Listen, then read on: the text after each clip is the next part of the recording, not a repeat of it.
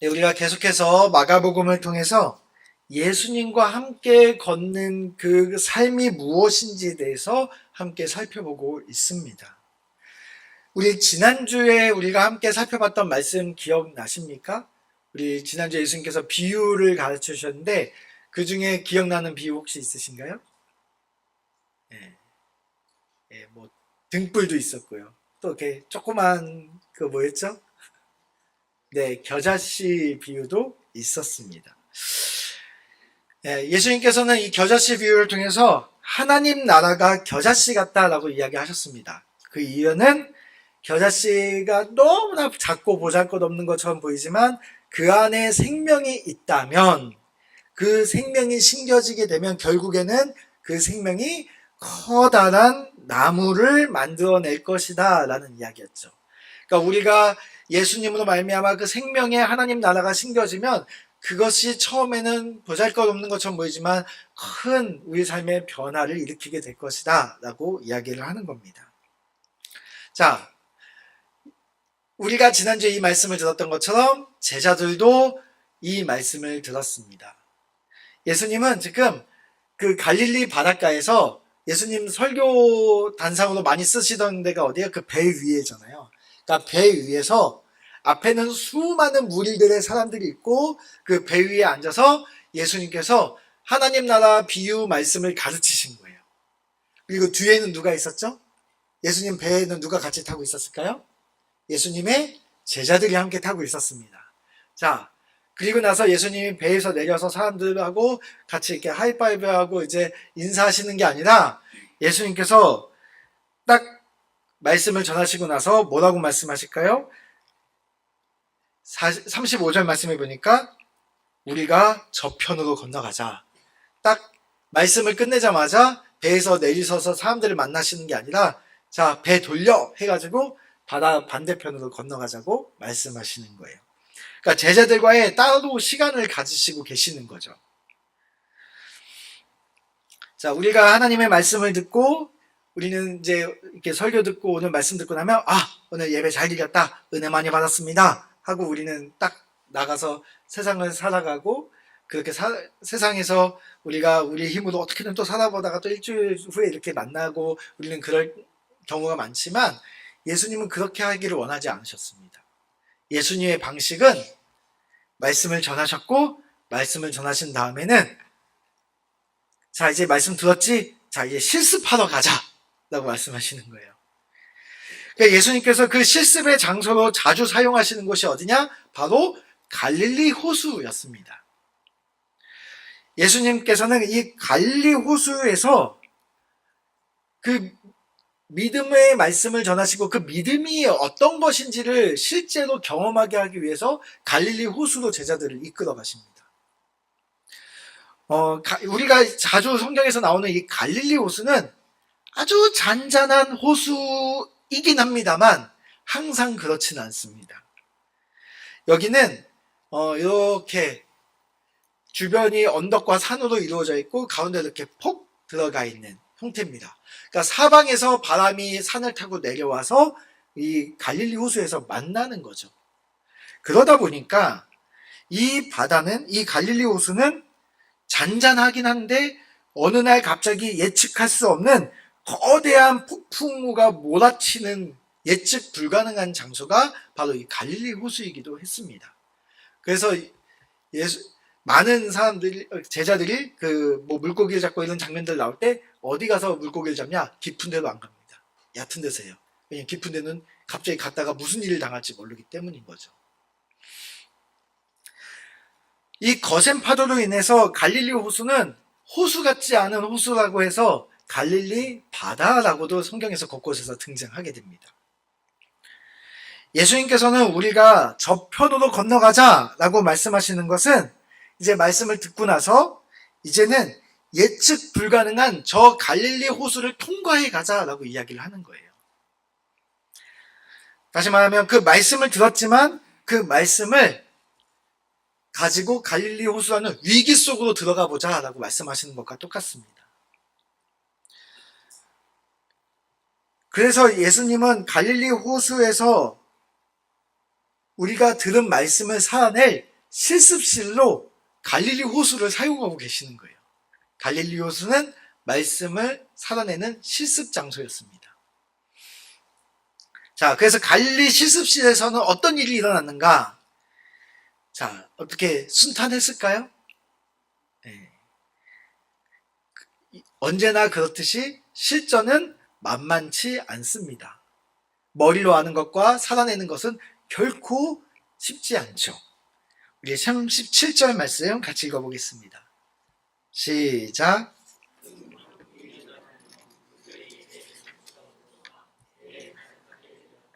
네, 큰 광풍이 일어났다고 합니다.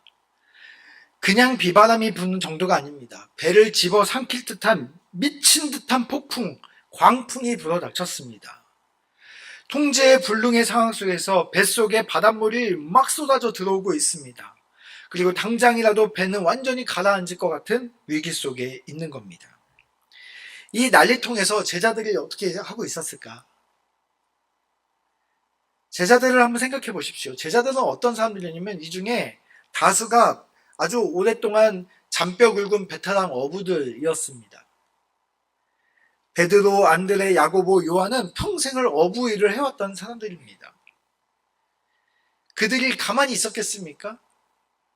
본인의 힘으로 별짓 다 해보지 않았겠습니까? 네.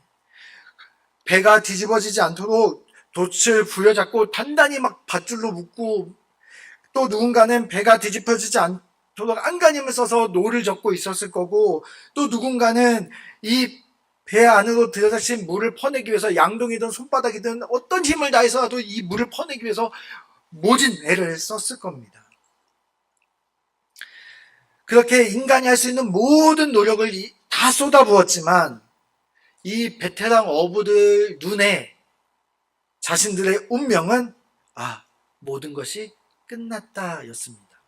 절망적인 상황이었습니다. 그들은 이 갈릴리 바다라는 곳에서 그들이 오랫동안 어부 일을 했다는 것은 다르게 이야기하면 그들은 이곳에서 수많은 가까운 사람들을 잃어버렸을 가능성이 높다는 이야기이기도 합니다. 자기 친구가 이 갈릴리 광풍에 잡아먹혔을 것이고, 자기 아버지나 자기 친척들이 이 갈릴리 광풍에 잡아먹혔을 것입니다. 그들은 이 극심한 공포에 사로잡혀 있습니다. 그 소중한 사람들을 집어삼켰던 그 죽음의 그림자가 이제 자신들도 삼키려고 한다고 생각하고 있었습니다. 이런 상황 속에서 진짜 기가 막힌 것이 무엇인지 아십니까?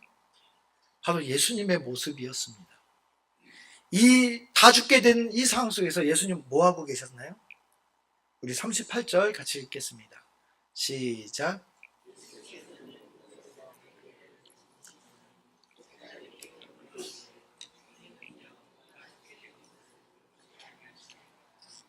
네, 그 베테랑 어부들에게 우리는 이제 죽게 되었다고 판단이 섰습니다. 제자들은 지금 다 죽게 생겼다고 생각하고 우리 피가 마르는 상황 속에 있습니다. 근데 예수님 뭐 하고 계세요? 예수님은 저 배 뒤쪽에서 베개 베고 쿨쿨 주무시고 계시는 거예요. 여러분, 이게 성경이니까 이렇게 점잖게 적어놨지, 이 거센 그 파도와 싸우는 어부들끼리 모여가지고 그 상황 속에서 이야기를 하는 상황이었으면 이렇게 점잖게 표현했겠습니까, 실제로? 그들이 예수님을 바라보고 뭐라고 얘기했을까요? 정말 속이 까맣게 타들어가고 답답해서 미칠 지경이지 않았겠습니까? 그 예수님 보면서 아유 진짜 환장하겠네 이러지 않았겠어요? 진짜 예수님 진짜 환장할 정도 답답한 분이시다. 여러분, 이거 우리들도 많이 경험하지 않습니까?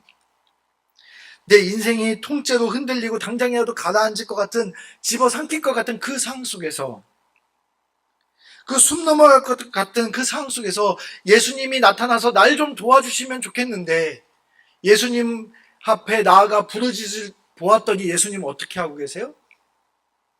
예수님이 내 삶을 도와주기는커녕, 나를 격려하고 위로해주기는커녕 예수님이 어디 계시는지 알 수도 없을 정도로 그냥 그렇게 쿨쿨 낮잠 주무시고 계시는 것 같은 그런 환장할 것 같은 그런 마음 경험해보지 않으셨나요? 제자들은 선생님이요, 우리가 죽게 된 것을 돌보지 않으십니까? 라고까지 화를 냅니다.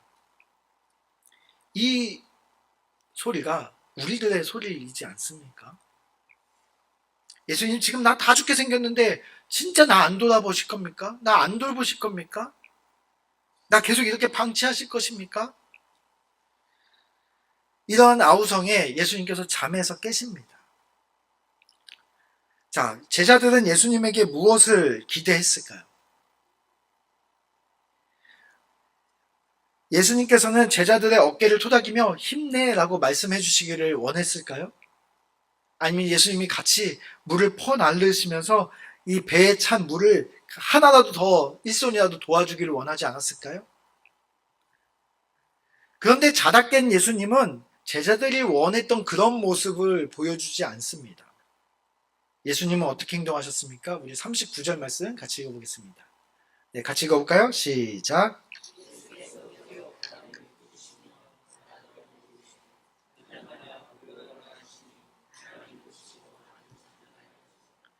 네, 예수님은 자다 깬 모습으로 일어나셔서 제자들과 기대했던 것처럼 같이 물을 퍼주거나 제자들의 어깨를 두드리며 힘내라고 응원해주거나 끌어안아주고 위로해주지 않았습니다. 예수님 어떻게 하셨습니까? 제자들이 기대했던 것과는 전혀 다른 예상 밖의 행동을 하십니다. 바다를 향해서 바람을 꾸짖으십니다. 바람을 혼내고 계시는 거예요. 잠잠하라, 고요하라. 이 예수님이 바다를 혼내자 그 미쳐 날뛰던 바다가 언제 그랬는 듯이 아주 잔잔해졌다라고 되어 있습니다. 제자들이 전혀 생각하지도 못하는 방식으로 예수님께서는 이 모든 문제를 한 번에 해결하시는 것을 보게 됩니다. 이때까지 제자들은 예수님을 어떤 분으로 바라보고 있었을까요? 38절 아까 읽었던 말씀에 보면 그들은 예수님을 선생님이라고 부르는 것을 보게 됩니다. 그들이 예수님을 어떻게 생각했는지를 단편적으로 보여줍니다. 예수님은 우리들에게 하나님 말씀을 잘 전해주시는 분, 그 뛰어난 어떤 말씀 선생님, 랍비 정도로 생각했는지 모릅니다.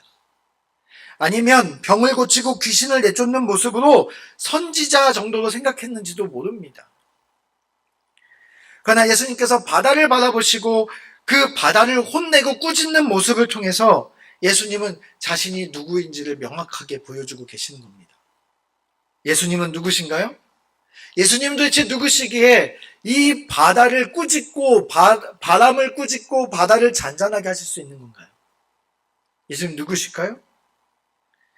시편 107편에 보면 이런 말씀이 있습니다. 제가 읽어드리겠습니다. 이에 그들이 그들의 고통 때문에 여호와께 부르짖으매 그가 그들의 고통에서 그들을 인도하여 내시고 광풍을 고요하게 하사 물결도 잔잔하게 하시는도다. 광풍을 고요하게 하시고 물결을 잔잔하게 만드시는 그분은 누구신가요? 하나님이십니다. 그러면 지금 예수님께서 바다를 꾸짖고 바다를 잔잔하게 만드신 그분은 누구신가요? 그분은 하나님이십니다. 우리가 마가복음 1장 1절 우리가 함께 살펴봤던 것처럼 그분은 하나님의 아들이시라는 것을 바다를 잔잔하게 하시면서 보여주고 계시는 것입니다. 제자들은 예수님을 한 선생님쯤으로 생각했는지 모르지만 예수님께서는 자신을 하나님의 아들로 이 땅에 보여주고 계시는 것입니다. 그래서 제자들의 문제점이 있었습니다. 그 제자들의 문제점은 무엇이었냐면 한번 넘겨주시겠어요? 네, 제자들의 문제점은 바로 예수님을 하나님의 아들로 바라보는 믿음이 없는 문제를 가지고 있었습니다. 예수님은 좀 뛰어나신 분으로서 내 옆에서 나보다 좀 더 빨리 물을 퍼낼 수 있는 분, 나보다 좀 더 능숙하게 배를 모실 수 있는 분 정도로 생각하는 거죠. 그런데 예수님은 자신이 하나님의 아들이심을 보여주고 계시는 것입니다. 그래서 예수님은 제자들에게 이렇게 말씀하십니다. 이에 제자들에게 이르시되 어찌하여 이렇게 무서워하느냐, 너희가 어찌 믿음이 없느냐 하시니. 지금 제자들은 무엇을 무서워했나요? 내 힘으로 감당할 수 없는 저 거대한 폭풍, 광풍을 두려워하고 있었습니다. 왜요? 그들에게 믿음이 없었기 때문에요. 그들의 진짜 위기는 그 자기를 집어삼킬 것 같은 그 광풍의 위기가 아니었습니다. 제자들의 진짜 문제, 그 진짜 위기는 무엇이었냐면 자기와 한 배를 타고 계시는 그분이 하나님의 아들이심을 바라볼 믿음이 없는 것이 진짜 문제였습니다. 그래도 제자들에겐 한 가지 희망이 보입니다. 엉망진창이거든요. 근데 한 가지 희망이 보입니다. 41절 말씀입니다. 우리 같이 읽어볼까요? 시작.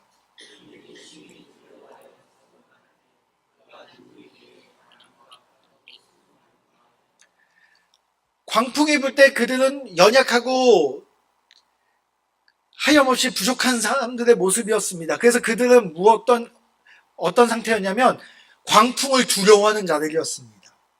그런데 예수님께서 바다를 꾸짖고 바다를 잔잔하게 만드시자 그들은 변했습니다. 그들은 누구를 두려워하기 시작하나요? 그들이 심히 두려워하는데 누구를 두려워하는 거예요, 이거는? 바로 하나님의 아들 예수 그리스도를 두려워하기 시작하는 겁니다. 이전에는 내가 감당할 수 없는 큰 광풍을 경외했습니다. 그러나 이제는 그 큰 광풍 또한 집어삼킬 수 있는 그 크신 예수님이 누군지는 모르겠지만, 아직 그분이 하나님의 아들인 건 잘 모르겠지만 그분을 더 크게 보고 그분을 경외하고 그분을 두려워하기 시작했습니다. 이게 제자들의 유일한 희망입니다. 그들은 예수님을 보고 그분이 내가 상상할 수 있는 그 이상의 분인 것을 깨닫고 그분을 두려워하기 시작합니다. 그 두려워하는 마음을 가지고 예수님과 함께 동행하기 시작하는 거죠. 예수님을 보고 예수님의 그 크심을 바라보고 예수님과 함께 했기 때문에 그들은 희망이 있습니다. 자, 드디어 예수님께서는 이제 바다를 잔잔하게 하시고 가자고 했던 그 목적지인 갈릴리 호수 건너편, 바로 거라사 지방에 도착하십니다. 이 거라사 지방은 우리 데가볼리라고 성경에 보면 나오는 지역인데요, 이방인들이 모여 사는 지역입니다. 그러니까 이 이방인들이 모여 사는 지역이다 보니까 이스라엘 땅에서는 잘 볼 수 없는 특이한 광경이 하나 있는데, 그것이 뭐냐면 돼지를 키우는 거예요. 유대인들은 하나님이 부정하다고 했기 때문에 돼지고기를 먹지 않았거든요. 그래서 돼지를 키우지도 않았습니다. 돼지를 먹을 수 없으면 키우는 이유가 없잖아요. 그러니까 이스라엘 땅에서는 돼지를 보기가 어렵습니다. 그런데 이 거라사 지방에는 많은 돼지를 키우고 이방인들, 하나님을 믿지 않는 이방 사람들이 모여 사는 동네였습니다. 그곳에 예수님께서는 배를 타시고 건너오십니다.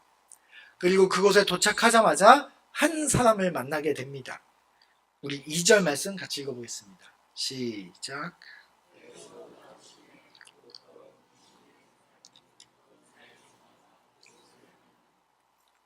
네. 지금 이곳에 도착하자마자 무덤 사이에서 더러운 귀신 들린 사람이 등장합니다. 여기 더럽다는 것은 뭐 꼬재재하다 뭐 이런 얘기가 아니고요, 부정한의 의미를 갖고 있습니다. 왜냐하면 그는 죽음이라는 그 부정함의 끝을 담고 있는 무덤가에 살고 있는 자기 때문에 그는 더러운 귀신 들린 자였죠. 그는 이곳에서 지나가는 사람들에게 소리를 지르고 자기 몸을 해하면서 피를 철철 흘리면서 사람들에게 막 소리를 지르며 위협했습니다. 쇠사슬로 묶어놨지만 곧 풀려서 또다시 사람들을 위협했습니다. 그래서 여기 이 무덤 앞으로 온 사람들을 지나가지 않고 피해가는 그런 곳이었습니다. 우리 얼마 전에 우리 대전에 사시는 분은 계속해서 문자 왔잖아요. 네, 안내 문자. 늑구가 풀렸습니다. 조심하십시오. 조심하십시오. 계속 왔잖아요. 네. 그러니까 여기 예수님이 배에 내리자마자 이제 안내 문자 오는 거죠. 무덤가로는 가지 마십시오. 거기 험한 것이 있습니다. 이렇게 되는 거죠. 거기에서 그 예수님께서는 이곳에 이 거다사 지방에 오신 이유가 이 단 한 사람을 만나기 위해 이곳에 오십니다. 예수님은 왜 그 집어삼킬 것 같은 죽음의 고통이 있는 그 바다를 폭풍을 뚫고 왜 이곳에 오셨습니까? 이 한 사람을 만나기 위해 오셨습니다. 자, 예수님께서는 그 귀신 들린 사람을 만납니다. 그리고 그 귀신 들린 사람에게 너 누구야? 라고 물어봅니다. 그가 자기를 이렇게 소개합니다. 내 이름은 군대니 우리가 많음이니이다. 그는 자신의 이름을 군대 귀신이라고 표현합니다. 군대는 최소 4,000명에 구성되어 있거나 많을 때는 한 6,000 정도 되는 레기온이라는 표현을 써서 그 군대를 표현했습니다. 그러니까 이 사람 안에 있는 귀신이 못해도 4,000, 많으면 한 6,000 정도 되는 귀신들이 이 한 사람 안에 모여 있는 거죠. 그 사람 안에 귀신들의 놀이터가 되어 이 거대한 귀신들이 그를 사로잡아 그를 계속해서 괴롭히고 있었던 것입니다. 예수님은 바로 이 한 사람을 살리기 위해 그 파도를 뚫고 오신 겁니다. 예수님께서는 그에게 더러운 귀신아 그 사람에게서 나오라라고 말씀하십니다. 지금 예수님께서는 바람을, 광풍을 꾸짖으셨습니다. 그 미친 듯한 바람을 꾸짖으셨습니다. 이젠 이 미친 것 같은 이 귀신 들린 그 군대 귀신 들린 그 군대 귀신을 지금 꾸짖고 계시는 것입니다. 그러자 그 귀신 들린 그 사람에게서부터 그 많은 귀신들이 나옵니다. 그리고 그들이 어디로 들어갔나요? 보니까 돼지떼에게 들어갑니다. 그리고 그 돼지떼 안에 들어간 그 귀신은 갑자기 이 돼지들이 미쳐 날뛰게 만듭니다. 그리고 나서 어디를 향하게 되나요? 바다를 향하게 됩니다. 그리고 바다를 향해 가자 그 결과 어떻게 됩니까?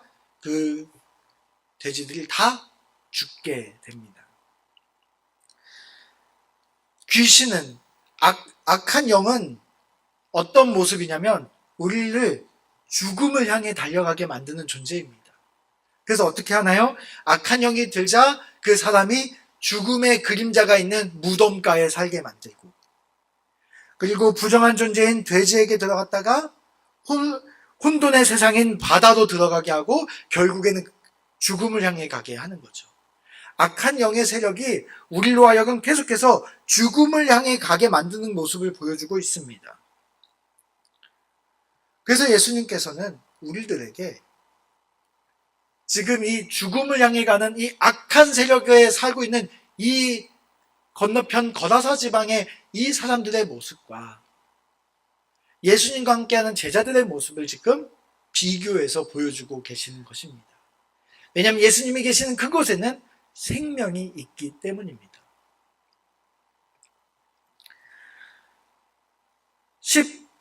15절에 보니까 이렇게 되어 있습니다. 그 악한 영이 들렸던 그 사람이 이제 온전한 자가 되었습니다. 그리고 자신의 옷을 입습니다. 그리고 정신이 온전해져서 사람들 앞에 나타납니다. 사람들은 그의 모습을 보고 어떻게 합니까? 두려워합니다. 제자들이 아까 광풍을 보고 느꼈던 그 두려움입니다. 그러나 이 두려움은 한 가지 차이가 있습니다. 뭐냐면 이 두려움은 아까 예수님이 바다를 잔잔하게 했을 때 제자들이 예수님을 보고 심히 두려워했던 그 두려움은 아닙니다. 제자들은 광풍을 두려워했지만 예수님을 더 크게 두려워하는 자로 변화되어 가고 있습니다. 그러나 이 거다사 지방의 사람들은 지금 이 귀신 들린 자를 쫓아낸 예수님에 대해서 두려워하고 있지만 예수님보다 더 두려워하는 것이 있습니다. 그것이 뭐였을까요? 우리 17절 말씀해 보니까 이렇습니다. 그들은 예수님께 그 지방에서 떠나가라고 말씀합니다. 그는 예수님 제발 좀 떠나가시오. 우리 곁을 제발 떠나십시오라고 이야기합니다. 왜 그랬을까요? 그들은 예수님의 놀라운 능력을 봤지만 그들에게는 예수님보다 더 큰 존재가 있었습니다. 그게 누구였을까요? 돈이었습니다. 돈. 내 돼지 2,000마리를 죽게 한 그 손해. 예수님과 함께하면 내가 더 큰 손해를 볼 것 같은, 더 물질의 손해를 볼 것 같은 그 두려움이 그들을 더 많이 사로잡았습니다. 제자들은 광풍을 보고 두려워했지만 예수님을 보고 그 두려움보다 더 큰 예수님을 두려워하기 시작했습니다. 그러나 이 데가볼리, 이 거라사 지방의 사람들은 귀신을 쫓아내는 예수님을 두려워했지만 앞으로 있을 더 큰 재산의 손해를 두려워해서 예수님을 떠나가라고 이야기하고 있습니다. 그들에게 예수님은 자신의 재산을 위협하는 불편한 존재일 뿐입니다. 저 바다 위에서 광풍을 잠잠하게 했던 그분은 하나님의 아들이심을 보여주셨습니다. 또 귀신을 쫓아내는 이 상황 속에서도 예수님은 자신을 하나님의 아들로 보여주고 있습니다. 그러나 하나님의 아들이 이 땅에 왔지만 반응은 전혀 다르다는 거죠. 누구는 예수님을 믿고 따르지만 누구는 예수님을 거절하고 밀어내기에 바쁘다는 겁니다. 그것이 우리들의 모습입니다. 눈앞에 하나님의 아들이 오셨음에도 불구하고 누군가는 예수님을 강하게 거절하고 밀어버릴 수 있다는 겁니다. 제자들은 아주 연약한 모습을 계속해서 마가복음에서 보여주고 있습니다. 그들은 계속해서 미숙하고 연약하고 실패합니다. 그러나 그들은 예수님을 밀어내지 않습니다. 그들은 여전히 예수님과 함께하고 예수님과 함께 걷고 있습니다.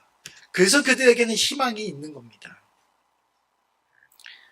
제자들은 그 선택을 잘했습니다. 어떤 선택을 했나요? 그들은 예수님 쪽으로 넘어지는 선택을 했습니다. 그들은 연약하고 부족해서 넘어질 수밖에 없는 존재들이지만 그들은 예수님 쪽으로 넘어지는 것을 선택했습니다.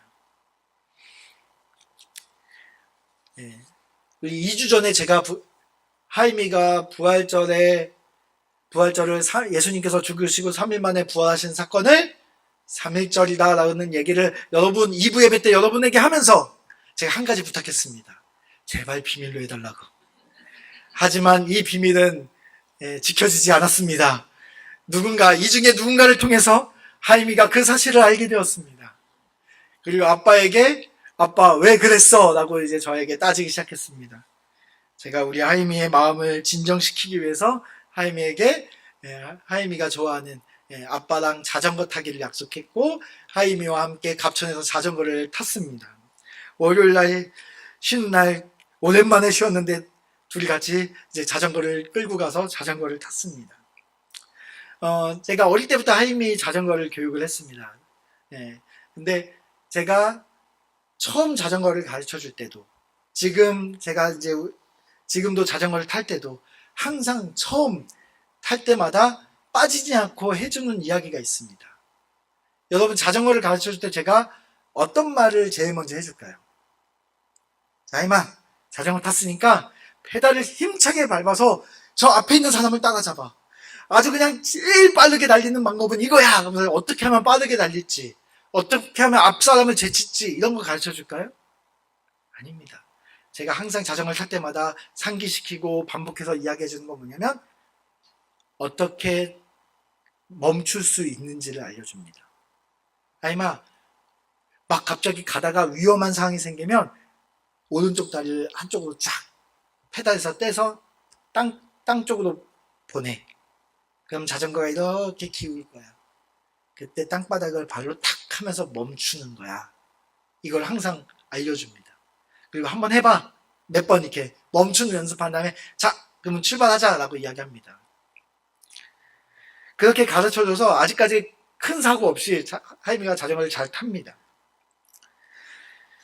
빨리 달리는 것보다 잘 넘어지는 게 더 중요합니다.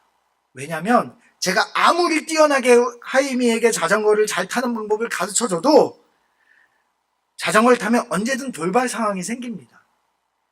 언젠가는 비틀거리게 될 겁니다. 그리고 어떤 상황에서는 넘어질 수밖에 없습니다. 그래서 저는 완벽하게 타는 법을 가르칠 수가 없습니다. 제가 가르쳐주는 것은 위험할 때 안전하게 넘어지는 법을 가르쳐줍니다.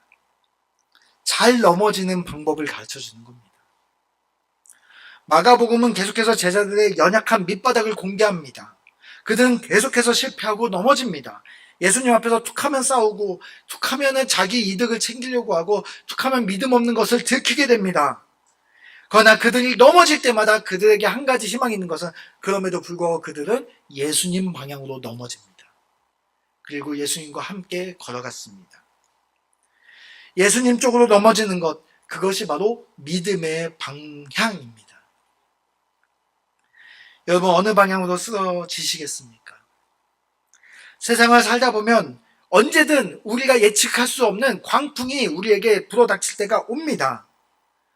눈앞에 돼지떼가 날아갈 것 같은 상실의 위기가 우리에게 찾아오게 됩니다.